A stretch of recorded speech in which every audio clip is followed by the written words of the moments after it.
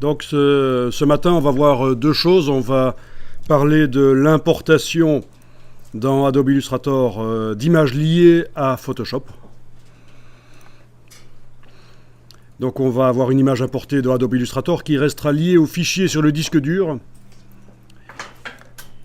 et qu'on modifie dans Photoshop.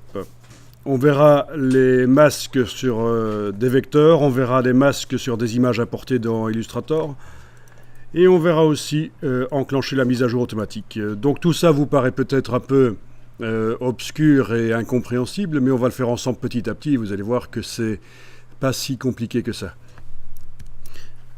Deuxième chose qu'on verra, c'est les motifs, comment utiliser les motifs existants, mais ça vous avez déjà vu un peu.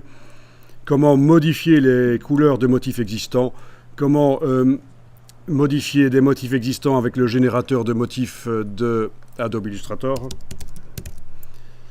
et comment créer des motifs avec le générateur de motifs de Adobe Illustrator. Donc tout un programme pour commencer cette matinée, mais vraiment essentiel pour s'en sortir dans Illustrator et faire des choses bien. Donc on va jouer dans un premier temps avec des images, donc vous allez devoir aller chercher des images.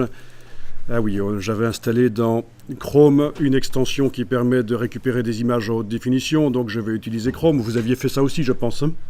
On en avait parlé de l'extension qui permet d'afficher les images en haute définition. Donc quand je suis là dans Google, je vais aller dans Google Images avec le petit mot image là en haut à droite. Et vous tapez le sujet qui vous intéresse, non pas Catherine Deneuve, mais plutôt les chats, parce que, ouais, par exemple, mais vous pouvez taper autre chose, mais ce serait intéressant de taper le mot en anglais, puisque le web, c'est principalement de l'anglais. Pour trouver des images que j'ai le droit d'utiliser, je vais taper entre guillemets public domaine, orthographié comme ça.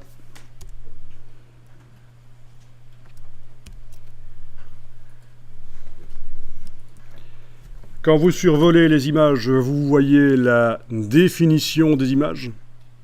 Donc certaines sont minuscules, d'autres ont beaucoup de pixels. Par exemple celle-ci, 3400 pixels sur 2300. Quand on multiplie les deux chiffres, on obtient au-delà de 7 millions. Il y a plus de 7 millions de pixels dans l'image, donc ça veut dire que c'est des images précises. Ici, 261 x 300. C'est évidemment beaucoup moins précis. Bon, ben on va filtrer, on va demander de ne voir que des images avec beaucoup de pixels, des images qui ont une bonne définition. Donc dans les outils, ça on n'a pas encore fait, filtrer les résultats quand on cherche des images. Dans les outils, ici, vous allez demander taille supérieure à, on va faire supérieure à 2 mégapixels par exemple. Je veux des images de minimum 2 millions de pixels. Voilà, normalement, là, quand vous survolez, vous n'avez plus que des images qui ont quand même pas mal de pixels.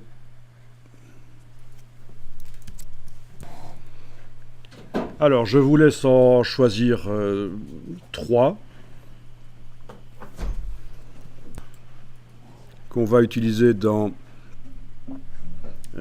Illustrator et Photoshop en même temps. C'est ça qui va être nouveau ici, c'est qu'on va utiliser dans les deux logiciels en même temps, la même image, le même fichier qui est sur le disque dur sera ouvert en même temps sur les deux logiciels. Donc prenez des images en couleur, ce sera mieux.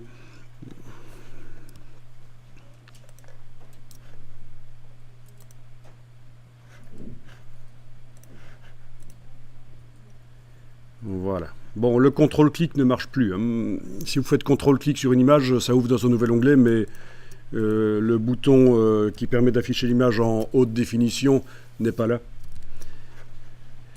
Donc il faut ruser pour contourner les limitations, les nouvelles limitations de Google début 2018. Simplement cliquez sur l'image et vous devriez voir le bouton View Image.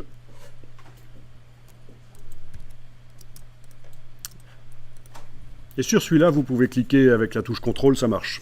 Sur le bouton View Image, vous cliquez avec la touche CTRL, ça vous ouvre dans un nouvel onglet l'image en haute définition. Je vais faire ça pour d'autres images.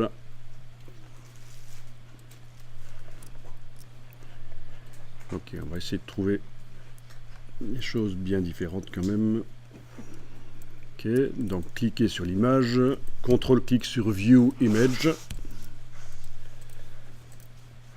Voilà. Et en fait, ça n'a pas trop d'importance, les images qu'on choisit.